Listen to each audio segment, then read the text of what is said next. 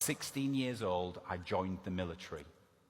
And that was the turning point in my life. It was the changing point in my life. I joined the military and I served 5 years, served in South America, the Falklands, the Far East, the Mediterranean, had a wonderful time, and I grew up a lot. And since then, I've spent the last 14 years in business. And for 7 of those, I was really fortunate. In fact, I was really lucky.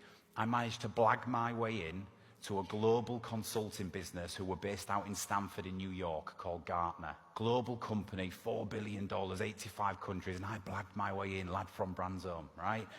Within 3 years of working for that company, and here was the most fascinating, with a bit of grit and determination and channeling what I had learned in the military, within 3 years of working for that organization, I found myself running a $5 million part of their business, or a $5 million territory.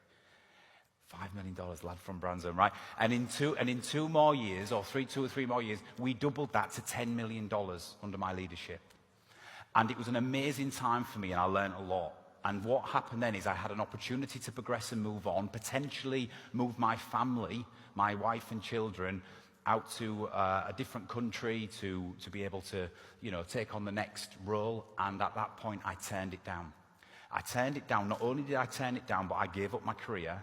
I came back to Hull and I set up my own business 4 years ago, because the reason I did that is because we were working with organizations who were spending millions of dollars, or I talk about dollars because it's an American company, millions of pounds on technology and process and products and services, and very little on people in comparison. Does that make sense? And it just didn't sit right with me. I wanted to make a change. I wanted to challenge that, and the only way I could do that is to set my own business up. So Trans2 Performance, my company, was born 4 years ago. I had no resources, no people, nothing. Fast forward to today, we have grown significantly. We have doubled the business every year. We are the leadership consultants. We work in the military, the NHS, to help culturally with some leadership in the NHS, which is fascinating. And I also work in professional sport.